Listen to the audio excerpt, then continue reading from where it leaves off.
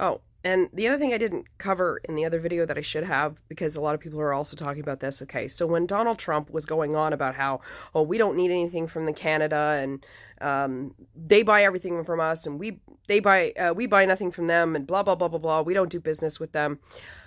Correcting Trump in that moment would have served no purpose for Carney. Okay, when you correct Donald Trump, he just gets mad. All right, Carney knows that anybody watching that interview with half a brain is going to know that the United States buys stuff from Canada, all right? And that what Donald Trump was saying was utter bull, all right? So you just let Donald Trump spout off misinformation and embarrass himself, because you speaking up and trying to argue with him in that moment is not going to help the negotiations. We've seen what happened when Zelensky sort of talked back to Donald Trump. It blew up, right? So you let the clown perform. Donald Trump was bragging about weird stuff just going on and on and on. And we all saw Carney's face. The guy, like, everyone's like, oh, Carney doesn't have a poker face. No, he does have a poker face. He was purposely making faces to let everyone know that he knows that what's coming out of Donald Trump's mouth is bullshit. Okay? The weird little, side-eye stuff was on purpose. And then, so, again, correcting him in the moment would have served no purpose. Just let him go on, right? And then people are like, well, why didn't he defend Trudeau, and why didn't he defend Chrystia Freeland when he was making... Because, again, would have served no purpose. Okay? Chrystia Freeland is a big girl, and Justin's a big boy. They don't need Mark Carney coming to defend them. They know that Donald Trump is an asshole. Okay? And that anything he says is him just being mad because Chrystia Freeland handled him, because Donald didn't like Justin, because Justin handled him, right? So they don't need Mark Carney to come to their defense. You just let the guy babble on and say whatever and just ignore it, because if Carney had responded back, it would have given Donald Trump exactly what he wanted. A bully wants you to react, all right?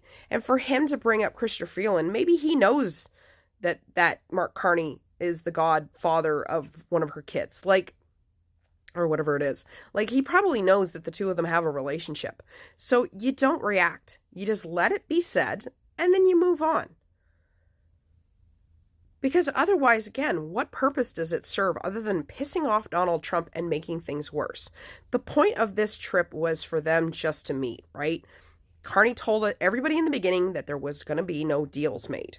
This just opens the lines of communication, gets Donald liking Carney, right? Because if you can get Donald to like somebody and admire him like he does with Kim Jong-un and friggin' Vladimir Putin and all this other stuff, it is a lot easier to deal with him. And the thing is that Donald likes smart people, or at least the people he thinks are smart, and he likes the people that he thinks are important. So if Carney plays nice without being like a kiss ass, which he wasn't, if he just plays nice, doesn't insult Donald to his face,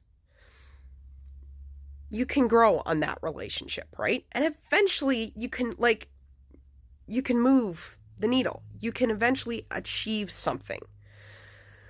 But at the end of the day, to insult him, to push back against anything he says, to correct him, to do any of those things is not healthy. You can't deal with a narcissist like that. When narcissists are babbling up, you don't fight back directly, because that will just make them mad, and it doesn't work. So Carney handled it perfectly. And if the people out there can't see that, most likely they're either biased and they wanted him to fail, or they're just not smart enough to realize what exactly happened there. And frankly, I'm kind of disturbed at seeing people who have, by the way, for years claimed that they're patriots, that they're proud Canadians, siding with Donald Trump on this, trying to say that Donald Trump kicked Carney's ass. And blah, blah, blah.